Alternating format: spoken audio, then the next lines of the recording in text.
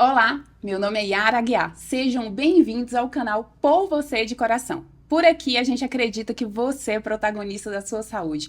A imensa maioria das doenças são evitáveis. E mesmo quando já instaladas, as suas escolhas serão determinantes para viver com qualidade e ter longevidade.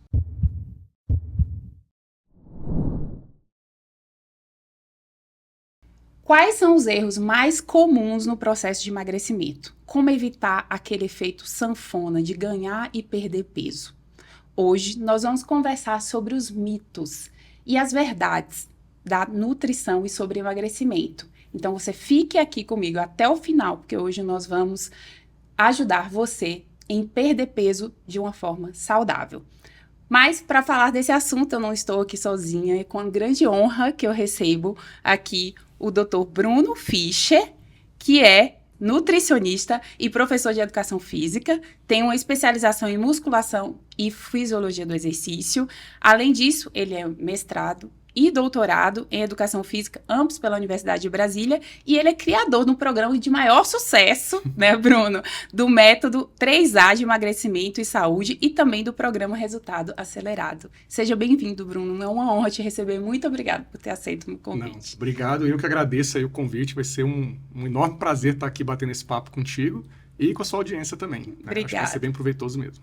Obrigada, Bruno. A gente sabe que a obesidade e o sobrepeso se tornaram um problema de saúde pública, né, no mundo, e não é diferente no Brasil. Em torno de 23% da população brasileira tem obesidade, e se a gente colocar o excesso de peso juntando sobrepeso, cerca de 57% da população está acima do peso. Faixa etária de criança, adolescentes, homens, mulheres, isso não dá para fugir. E além, a gente já sabe hoje em dia que da questão estética, que não é só pela questão estética, está correlacionado com inúmeras doenças e falando sobre saúde cardiovascular, com doenças cardiovasculares, com hipertensão, com desfecho de morte, de infarto e várias outras coisas. E aí a gente quer ajudar a população a entender como esse processo pode ser algo mais leve e mais saudável. Então vamos começar conceituando. O que seria uma perda de peso do ponto de vista saudável, do ponto de vista nutricional? Já começou difícil, né? As perguntas. Bom, vamos lá. Se a gente pode até tentar dividir, eu acho que na população, né? Então a gente tem aquela população lá que está com obesidade, que realmente já está tendo um comprometimento ali daquele tecido adiposo, piorando a saúde dela, né? Aumentando o risco de doenças cardiovasculares e a maior parte dessas doenças crônicas não transmissíveis que a gente conhece. Para essa população com excesso de peso mesmo, né? Acima de 30 de IMC, que está realmente com obesidade, os estudos mostram que perder ali de 5 a 10% do peso já traz um benefício para essa pessoa. Uhum. Então, a gente sabe que não precisa de grandes quantidades de peso para ela já perceber ali manifestação da saúde dela ali nesse processo de emagrecimento. Tá? Nem todo mundo que está com esse excesso de peso vai conseguir, por exemplo, chegar na eutrofia, que é aquele peso normal. Então, às vezes, perder assim, se você pegar uma pessoa de 100 quilos, às vezes ela perder 10 quilos, ela já vai melhorar ali, por exemplo, a glicemia dela, já vai melhorar alguns outros marcadores de saúde. Uhum. Né? Então, e assim, a gente sabe que excesso de gordura corporal é doença, né? É um estado inflamatório e qualquer redução de gordura corporal já é benéfica, a gente já pode considerar isso como emagrecimento saudável. Agora, e o mesmo vale para aquelas pessoas que às vezes não estão com essa obesidade, mas estão com sobrepeso e já tem um comprometimento da saúde. Uhum. Né? E nesses casos, assim, às vezes a pessoa tem só aquela gordura visceral, abdominal, e aí às vezes ela vai perder 2, 3 quilos e já vai melhorar aí os índices dela de saúde. Uhum. A gente tem alguns limiares de gordura corporal que são considerados saudáveis para homem e para as mulheres. Né? Então, mulher por volta de 30%, né? Ou seja, ficar abaixo de 30%, e homens abaixo ali de 25%, 23%. Uhum. Então, eu considero que qualquer pessoa que esteja acima disso, que tem emagrecimento, isso já vai ser saudável. Né? Aí vai até uma coisa que é meio contrassenso, independente do método que ela faça isso, entendeu? Sim. Pelo menos do ponto de vista nutricional, de exercício. Depois a gente pode abordar um pouco mais, detalhar mais. Agora, sim, por outro lado, aquela pessoa que ela já tem um peso dentro da normalidade e ela está buscando algo mais estético, aí ela também tem que tomar cuidado com os extremos. Então, mulheres com percentual de gordura baixo de 15%. Né? Homens com peso muito baixo. A gente tem estudos que mostram que quando a gente está com peso muito baixo, também a gente também se coloca em risco de alguns problemas. Especialmente ali numa coisa adversa, né? Um trauma, alguma coisa que a pessoa pode ter. Hormonal até, né? Hormonal, do ponto de vista psicológico também. Né? Então, assim, a gente tem esses limiares ali. Mas o que eu entendo hoje em dia é que para pessoas que estão com sobrepeso e obesidade manifestando doenças, emagrecer já é saudável. Exatamente. E a gente percebe isso na prática também. Mas, assim, do ponto de vista conceitual, você vai ter uma perda de peso saudável quando você vai perder gordura, Isso, obviamente, né? Então, e a gente percebe isso na prática. Algumas vezes o paciente, ele não perde uma grande quantidade de peso, mas está querendo controlar a pressão alta, ou colesterol alto, ou mesmo a glicemia. Isso já resolve, né? E até atualmente, uma recente atualização sobre o consenso de obesidade, né, fala um pouco sobre isso. Muitas vezes você pega um paciente que não tem uma obesidade do ponto de vista do IMC, né, você pegando ali, falando para a população a altura sobre, dividindo pelo peso, né, porém, você tem uma circunferência abdominal muito grande. Então, às vezes, aquele cara tá ali com IMC de 26, 27, mas tem aquela barriga de chope, né, que a gente chama. Sim, exatamente. E aí, aquela pessoa, ela tem doenças, manifestações de doença, tem um risco cardiovascular aumentado. E seria interessante essa perda dessa circunferência abdominal. Né? E não só isso, né? Por exemplo, esses dados que a gente tem científicos, eles são muito mensurados pelo índice de massa corporal, né? Que é uma medida muito fácil. Você pega a altura, pergunta qual é o seu peso, sua altura, e você consegue estabelecer. Só que não mostra, de fato, ali a composição ali dos tecidos, o quanto é de gordura, o quanto é de músculo. Então, assim, na prática clínica, no meu dia a dia, que eu faço muita avaliação física, é muito, muito comum a gente ver, especialmente mulheres que estão com IMC dentro da normalidade, ou seja, peso e altura ali dentro da normalidade, aquela taxa abaixo de 25, só que estão com percentual de gordura alto. Muitas vezes beirando 38%, 39%. Ou seja, é aquela pessoa que, se ela está dessa forma, ela tem uma massa magra baixa, massa óssea e, na maioria das vezes, realmente massa muscular baixa e muita gordura. Então, essa pessoa, às vezes, você olha para ela, não tem aquela aparência de sobrepeso e obesa, mas ela se põe nos mesmos riscos de uma pessoa que você olha para ela e já vê que ela está com percentual de gordura alto. E essa atualização veio justamente para pegar essa população, né? Olha, não vamos olhar só para o IMC. O IMC vai ser um aliado ali para a grande população, a título de screening, né? Mas vamos observar o percentual de gordura, vamos observar a circunferência abdominal, relação tamanho e circunferência abdominal, outros parâmetros, né? Exato. Então,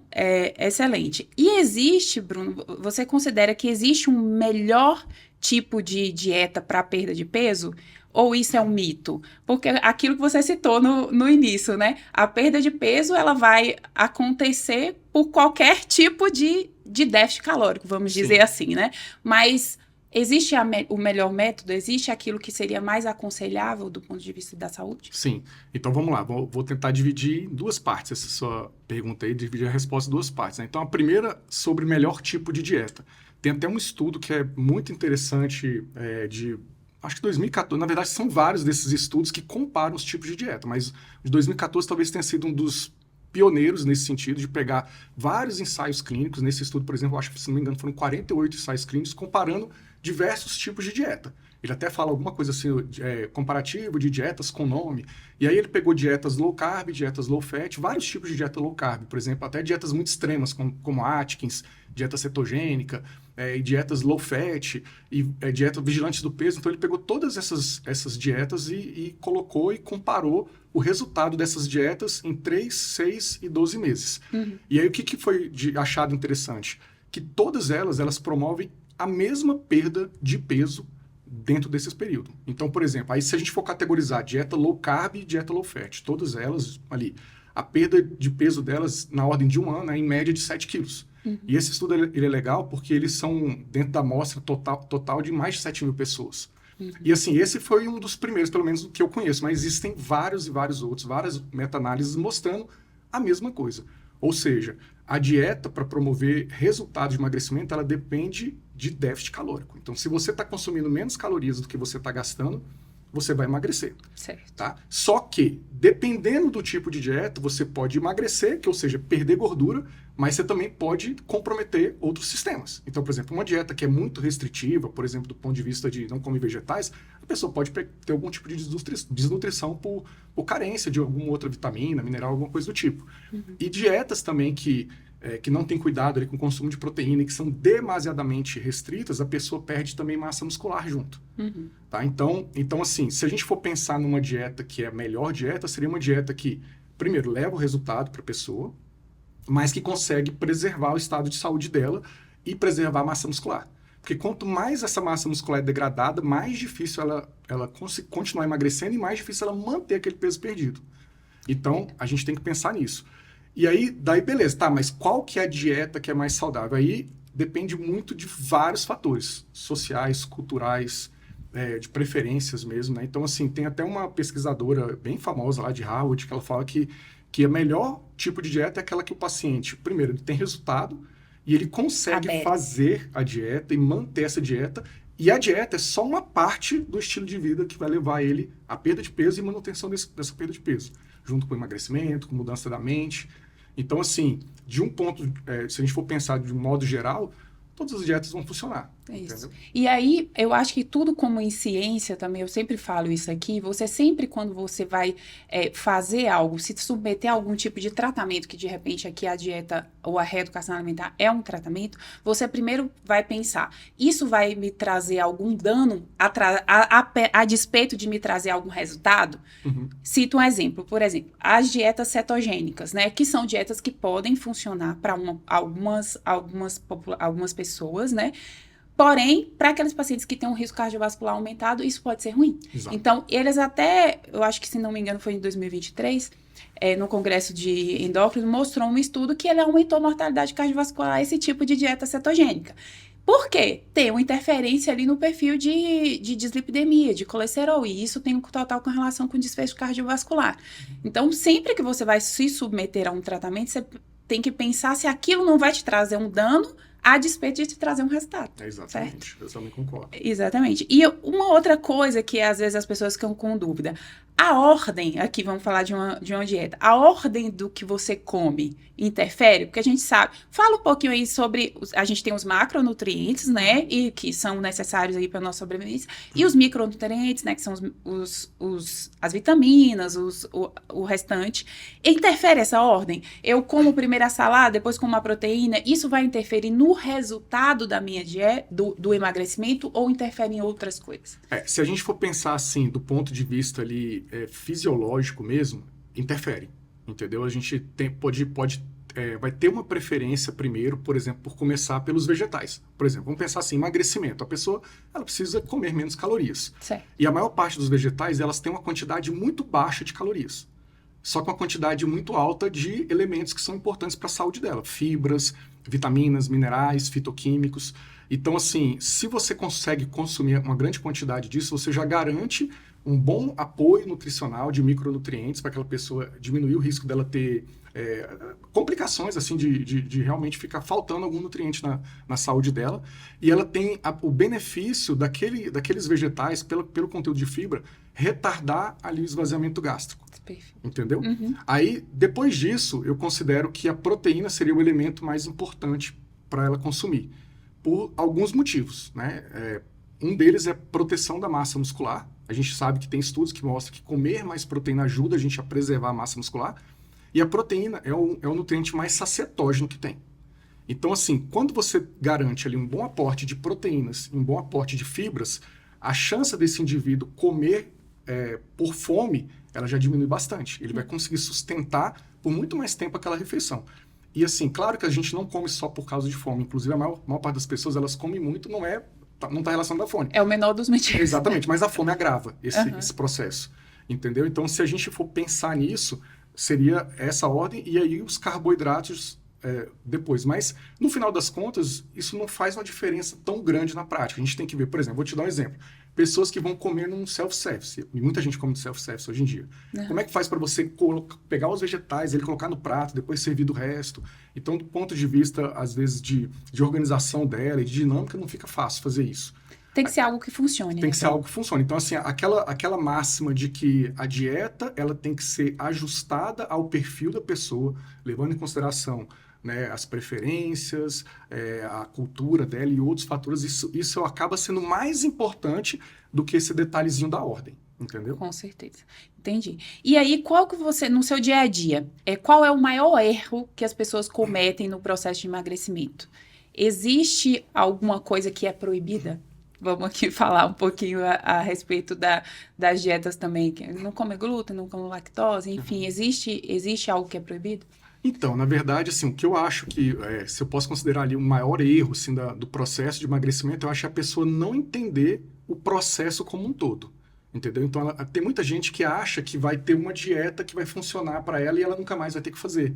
Ou seja, vou fazer essa dieta aqui, sei lá, vou fazer essa estratégia que eu vi um fulano de tal fazendo e vou ter um resultado eterno. Então, ou seja, a expectativa que a pessoa tem sobre o processo já começa a trazer um prejuízo para ela, porque ela às vezes se submete com isso numa dieta que é muito restritiva, uma dieta muito fora da realidade dela, e que sim, ela vai ter um resultado num primeiro momento, só que ela não vai conseguir sustentar aquela dieta.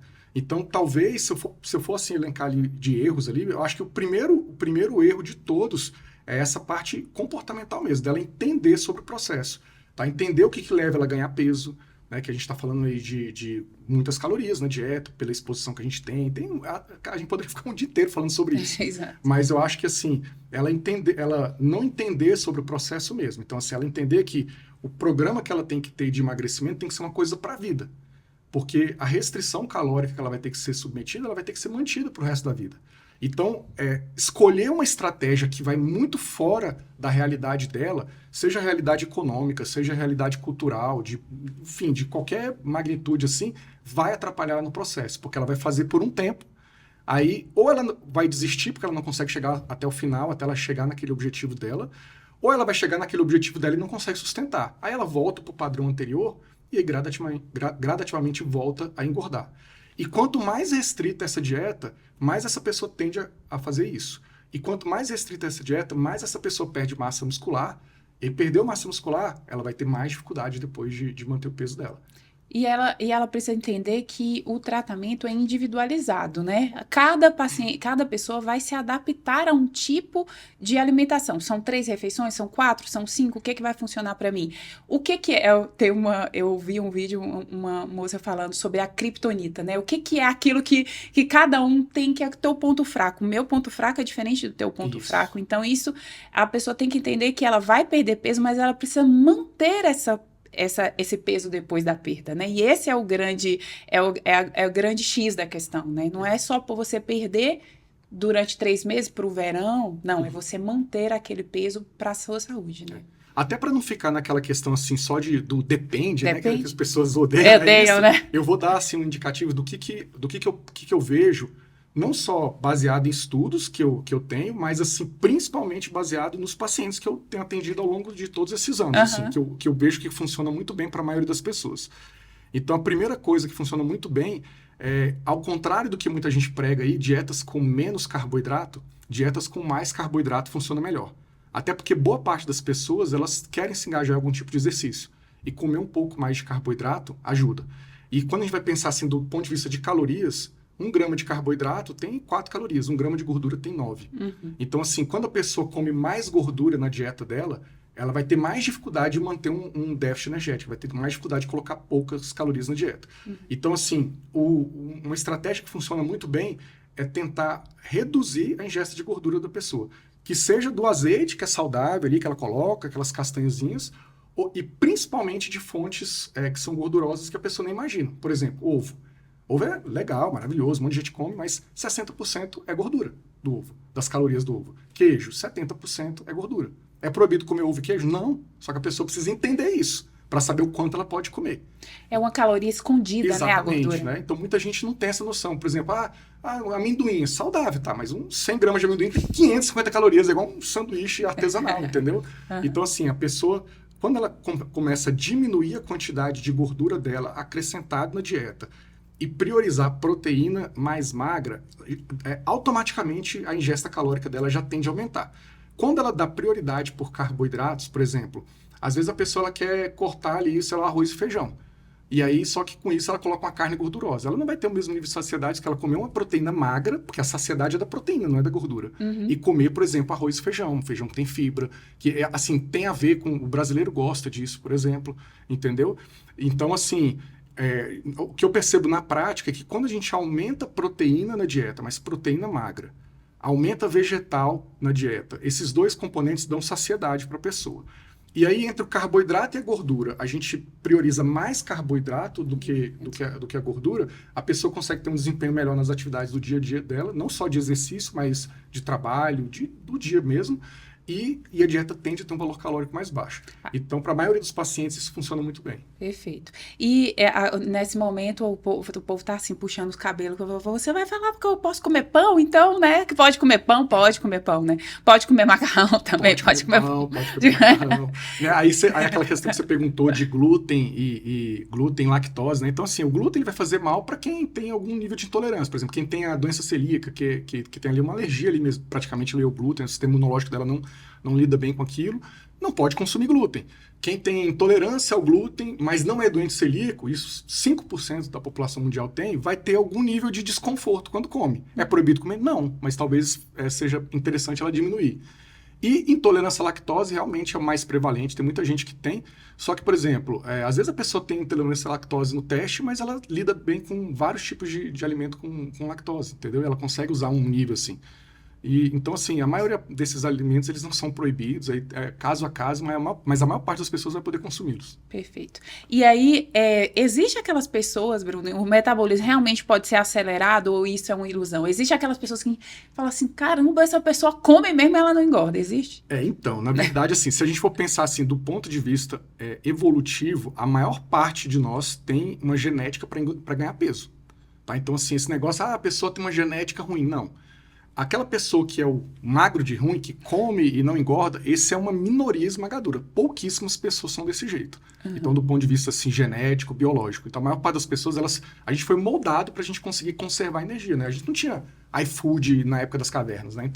Então a gente foi moldado ali para a gente conseguir faz parte da nossa evolução. Faz parte da nossa evolução, do nosso DNA. A gente foi moldado para poder conservar a energia quando está escasso de alimento, ou seja, a gente emagrecer pouco, devagarzinho, e quando a gente tem acesso ao alimento, a gente conseguir acumular bastante aquilo como uma reserva. Uhum. Então, isso está no nosso DNA. E o nosso DNA não mudou em 50 anos.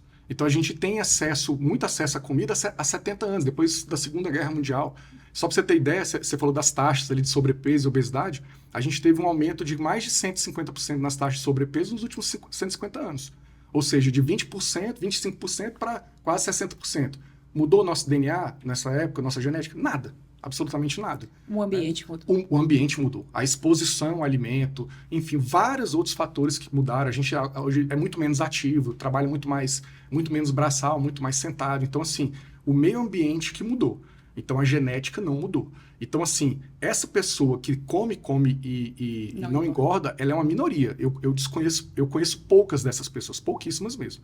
A maioria das pessoas que não engordam é porque elas não se importam tanto com a comida. Ou porque elas estão se cuidando mesmo, ou porque simplesmente não se importa. A pessoa que acorda de manhã, come uma coisinha qualquer, depois só come no final do dia, e não se importa em comer guloseima. Então, na maior parte das vezes, é isso. Uhum. Tá? Então, assim, o restante da população, ele tem uma tendência a engordar. E essa exposição à comida que a gente tem hoje é o que engorda a gente. Toda hora a gente é bombardeado por propaganda, por evento social, por facilidades. É isso que levou a gente a ganhar bastante peso, entendeu? Então, assim, dito isso, quando a gente vai pensar assim, em metabolismo, o nosso metabolismo hoje, ele é muito parecido com o metabolismo que a gente tinha quando a gente era caçador-coletor. Uhum. E como que a gente sabe isso? A gente tem um estudo bem legal que falou sobre isso. Eles analisaram pessoas, né, dos Estados Unidos, eles analisaram o público geral, fazendeiros e uma tribo de caçador-coletor, uma das poucas que restou hoje, e ele observou que o metabolismo da gente é exatamente igual ao deles, não muda. Só que isso é baseado no peso da pessoa. Então, quando a pessoa é mais pesada, ela tem um gasto energético até maior. Ao contrário do que as pessoas... Agora, qual que é a diferença da gente no caçador-coletor? Ele não tem o acesso à comida que a gente tem. Ele tinha que acordar o dia inteiro caçando, procurando, ser ativo. Exatamente. Né? Então, assim, essa que é a diferença. Agora, sim, tem como a gente acelerar o nosso metabolismo? Tem. Né? E a forma mais eficiente de fazer isso é treinando. E não é ganhando músculo só. Não é só, eu ganhei 1 quilo de músculo, meu metabolismo mais acelerado. Porque se você ganhar 1 quilo de músculo, você vai gastar mais ou menos 15 a 30 calorias por dia só a mais com isso. Só que construir esse músculo, reparar esse músculo durante o processo de treinamento, isso demanda muita energia.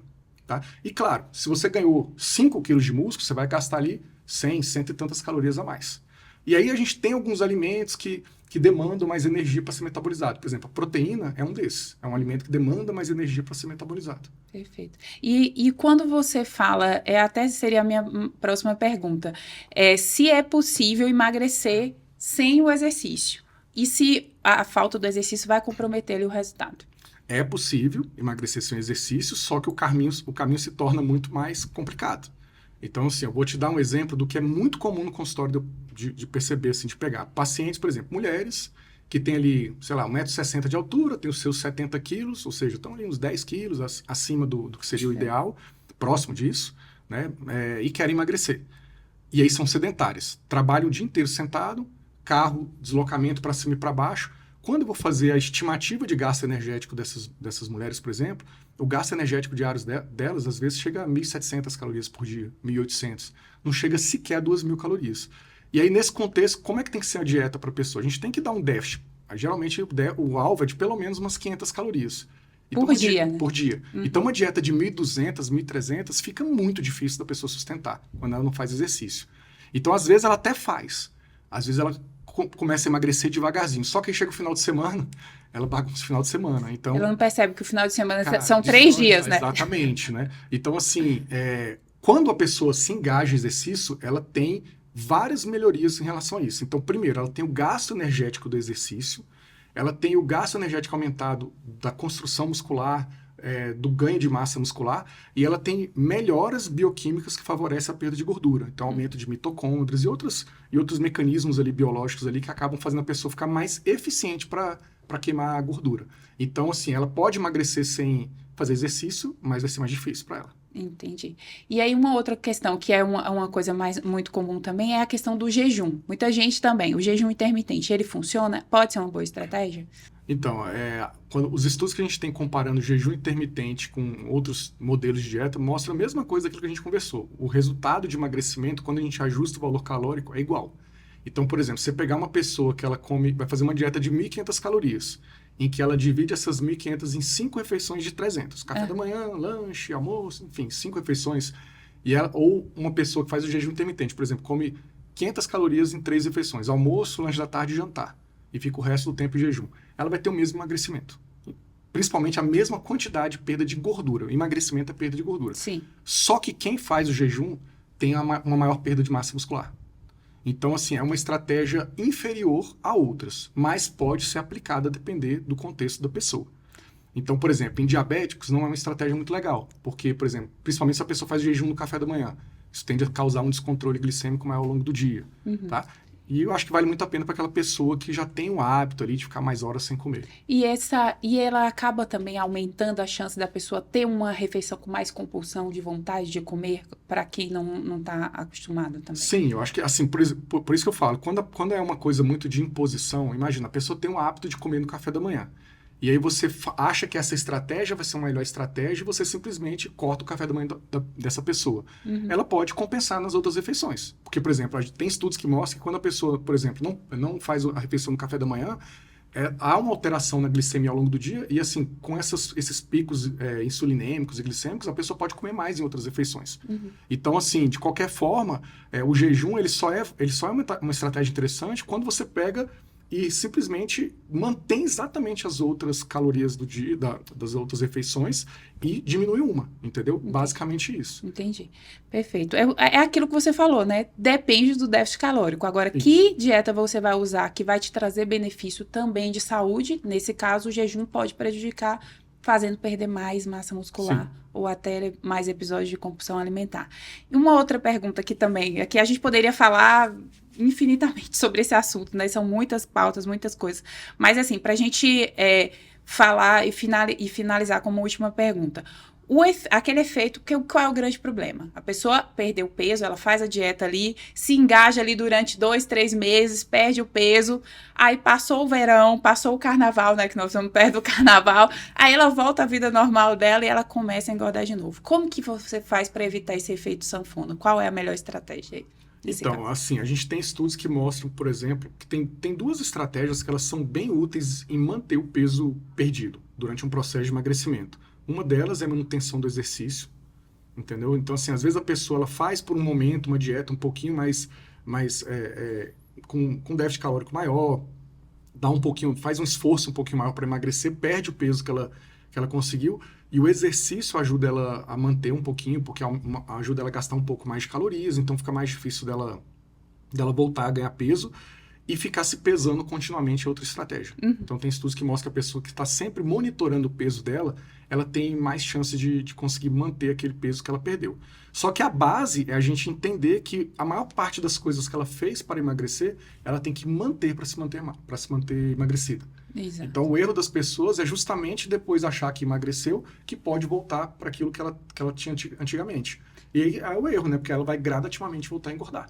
E uma terceira coisa que eu citaria também é o ambiente também que ela frequenta, né? Porque se ela assim, frequenta, tem aquele grupo de amigos que todo o divertimento se faz em torno, né, da comida, quando ela muda um pouco aquele ambiente ou passa a fazer parte de um grupo de corrida, ou que é o grupo de um triatlo, ou então um grupo diferente, né? Ela se sai daquele meio que é tão obesogênico, que só oferece bebida, comida, e passa a ter um ambiente um pouco mais saudável, né? Também isso pode adiantar.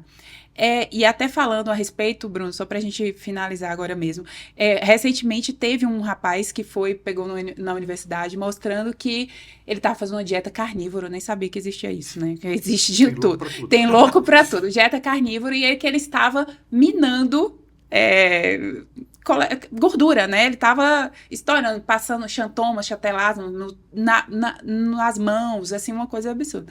E as pessoas me perguntaram assim, o meu marido lá em casa me perguntou, poxa, mas ele só tá comendo dieta carnívora, por que ele emagreceu, né? Como é que ele emagreceu?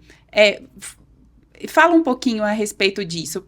A pessoa acaba emagrecendo pelo déficit calórico e tudo, mas à custa de quê, né? Aí eu vou falar no segundo momento. Assim, tem algumas coisas que a gente tem de dados científicos que são irrefutáveis. O primeiro é o benefício de comer uma grande quantidade de fitoquímicos, fibras, ou seja, alimentos que são baseados ali em frutas e vegetais. Então, a gente tem muitos e muitos estudos que mostram o benefício disso e o prejuízo de não consumir. Então, uma dieta dessa, por si só, ela já tem esse malefício. Né?